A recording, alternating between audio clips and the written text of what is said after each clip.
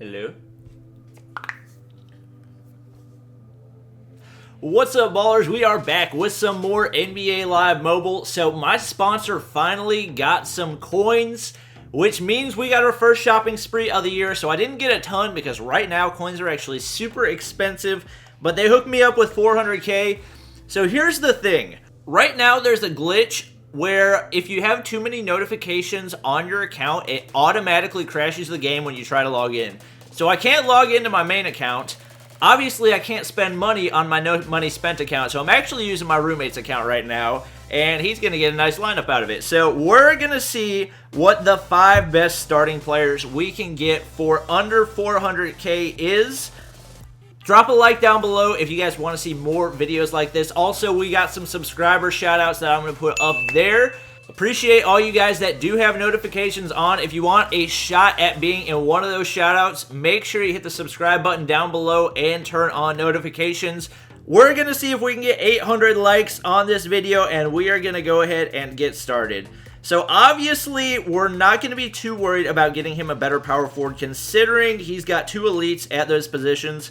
But I am trying to see the best overall, basically the best overall starting NBA lineup that you can get for under 400k. So we can average 80k a piece. That should be able to get us at least an elite at each position. But I would like to get a nicer card. So we're going to start out searching 82 and aboves. The cards that he has in right now are all trained, which is why they are the overalls that they are. So we're going to take a look at these guys. I know that there are some cards that are significantly better than others, so I'm going to try to be aware of that. We're going to see if there are any 82 and aboves that are 100k or less. That would be ideal. All right, so we've got some good options right here, and LaMarcus Aldridge just sold for a pretty good amount. So let's take a look at this Wesley Matthews. Not a ton of great stats on him, so I'll probably leave him alone. I know I made a list of really good cards yesterday that I might have to go and pull up because honestly none of these 82s are all that impressive. We're going to hop back to the 81s and see if we find anything good. Let's see. Actually, I think Thaddeus Young was one of the better cards. He does have a lot of 80 overall stats. Okay, not a ton, but he's got a good mid-range, good inside paint, good post shot, good dunking, good scoring with contact, good rebounding, good box out. He's definitely one I'm going to be leaning toward, although he doesn't really need a power forward all that much. Let's see, what about, I think Justice Winslow is not bad too. Good inside paint shot and pretty well-rounded overall. Also good rebounding for a small forward. We're going to keep going, just taking a look at these cards though. We got Jamal Murray right here. I don't think he has a ton that's good. Nope, that might be one of the cards I was thinking of that wasn't particularly good.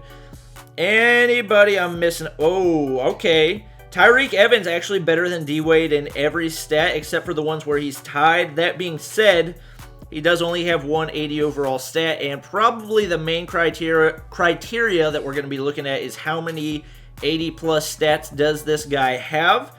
Also, we're probably going to be looking at, do they give a boost? So as you can see, this Doug McDermott card actually does give a bench boost plus 2 MSA to small forward. What's MSA? Mid-range shot? No, it wouldn't be mid-range shot. Maybe it's some other hidden stat that I'm not aware of, but it says he gives plus 2 MSA. I don't know what that means. It's showing top of the key, MSA. I don't know. If you guys know what that is, you can let me know down below, but honestly, I've got no clue. I think Joe Johnson's actually pretty decent too. He's another one of those guys without any great stats, but really well-rounded overall. So we're going to scroll all the way through, just make sure I'm not missing out on anything. Like I said, these guys are all cards that I looked at yesterday and did a little bit of research on before actually coming into the shopping spree. Actually, I think Aaron Gordon is pretty, well, his stat, oh, yes. Here we go. Look at these stats. 83 dunking, 84 scoring with contact, 88 inside paint shot. That is ridiculous. 82 mid-range shot, 81 defensive rebounding, and 79 offensive rebounding. While he doesn't really need a power forward, I would really like to get that card, so there's a good chance I'm going to end up coming back to that one. Let's see, we're going to keep scrolling just to make sure I'm not missing out on anything. I really wish that he didn't have 2 good power forwards, and here we go, another decent power forward in Marcus Morris. There are just so many nice power forwards in this game I wish it was a little bit more evenly distributed. We've got a LaMarcus Aldridge who was actually sold at about this price last round, but only 80 plus stats are rebounding, so we're not going to worry too much about that one. I might take a look at Rondo. I know he doesn't have amazing... Nope. Nope. We're going to leave him alone. Honestly, the big men in this game are kind of overpowered, and the rest of the cards are really pretty underpowered. It's a little bit surprising how weak the point guards and shooting guards are in the game. Also a little bit surprising that Darren Collison is an 81, but it is what it is. He does have good speed, on-ball defense, inside paint shot. You know what, guys? Instead of trying to build him a great lineup for every position, since he does have elites at every single position except for his center, I'm just probably going to end up buying 3 or maybe even 2 cards that would really help him out a lot. So we're going to go to the 84 and above and see if we got any options for under 200k just to try to get a feel. All right, Carmelo Anthony's the only one. And honestly, his stats are not that good. For some reason, defense is his best stat. And he doesn't need a power forward, like I said. So we're going to leave that alone. We'll drop it down to 83 and see what kind of options that gives us. All right, here we go. So some of these centers are insane, guys. Rudy Gobert has a ton of 80-plus stats with his box out, his block. Okay, not as many as I thought. I might have been thinking of somebody else. I know Dario Saric is also a decent card. And Wu is also a Sixers fan. Like, look at all these 80s. All his rebounding stats are 80-plus. He's also got 80 inside paint shot and post shot, and scoring with contact, and 79 dunking. There's a good chance I'm going to come back and get that one because he could definitely use a good point guard or center. Here we go. My man Kemba Walker, actually not bad stats either. Actually, wow, look at all those 80s. They actually did something right for my boy Kemba. They usually do him dirty, but 80 speed, 80 mid-range, 80 scoring with contact, 80 on-ball defense, 80 steal, 80 dribbling, 81 pass accuracy. There's actually a good chance that I come back and buy that Kemba Walker because those are some nice stats, especially for a point guard slash shooting guard, which doesn't usually get great stats. Like, look at this Bradley Beal. Pretty good stats, but only one stat, 80 and above. Also looking at Andrew Wiggins. Ooh, okay, Andrew. Actually, once again, okay, literally every stat is between 70 and 80, which just doesn't make any sense. Actually, Andre Drummond is another budget beast, guys. This dude has so many good stats. 80 plus for all of his rebounding stats, 80 plus for block and on-ball defense, 80 for his inside paint shot, and 80 for dunking. There's a good chance I pretty much take all of his coins and dump them into Andre Drummond and Kemba Walker because both of those guys are monsters.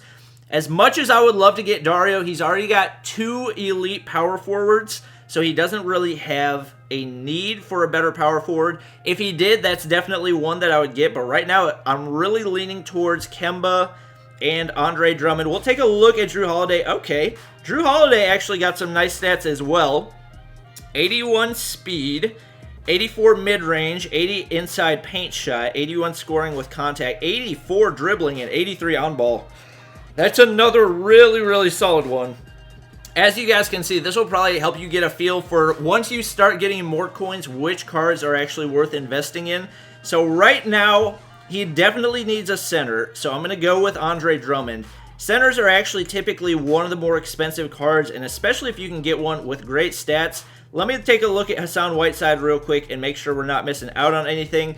He's got good stats, but they're just not quite as good as Andre Drummond. So we're going to go ahead and pick him up. Half of our coins gone right off the bat. And then we're going to hop on over and look at our, I believe they were point guard and shooting guard, Kemba Walker and Drew Holiday. We've already taken a look at Bradley Beal, and honestly, his stats are not all that worth it. Kemba's only going to be, let's see, he's actually going to be the same price as Drew Holiday, and it's just, Kemba's my boy. We can move Lonzo to the bench. I don't mind that. Kemba's got better stats than him in 4 stats, and he hasn't been trained at all yet, as opposed to Lonzo, who's been trained 2 or 3 times. Our backup at shooting guard is 82 D-Wade, so not much of an upgrade for him, although they would be better in 4 stats as well. I got to go with my boy Kemba, so we're going to go ahead and spend that last 180k. That's also going to leave Wu an extra 23k to basically do whatever he wants with. Actually, you know what? We might go and, let's see, we're going to hit update team real quick. That's going to bump him up to an 80 overall, and of course, What is this nonsense? Why is Kemba on the bench? Obviously, he needs to be in the starting lineup. Get out of the way, Lonzo. And I think Wu was actually looking for shooting lineup players as well, so that ends up working to his advantage that Kemba is shooting lineup. We're going to move Lonzo to the bench, and it is looking nice. Let's see. He does want to have one more shooting lineup player in. Let me see if I can swap in any of either of those. So we're going to put in Norman Powell instead of Malcolm Brogdon. Even though he's one overall lower, he can't get any more of a reward boost. And it looks like he actually got Billy Donovan from the Crossroads program, which is a little bit surprising. I'm pretty sure I told him not to do that. But it's his account. He can do what he wants. So now we've also got that +1 boost for mid-range for all the players because we are at 5 out of 10 for the shooting lineup players.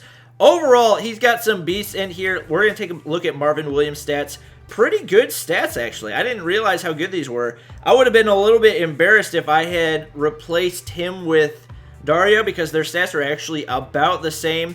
And then obviously Lonzo has decent stats, but Kemba's are actually better. Lonzo's got, what, 480 plus stats it looks like, and Kemba has, I believe, 5 or 6, maybe more. Let's see. 1, 2, 3, 4, 5, 6, 7, and almost 8 because he's got a 79 as well. So I would definitely say Kemba's the better card. Hopefully this ends up working out for Wu, and hopefully we're going to be able to do some bigger shopping sprees in the future. But that's going to be it for this video, guys. Hope you did enjoy. If you did, make sure you drop a like down below. Hit the subscribe button if you haven't already, and I'll see you guys next time.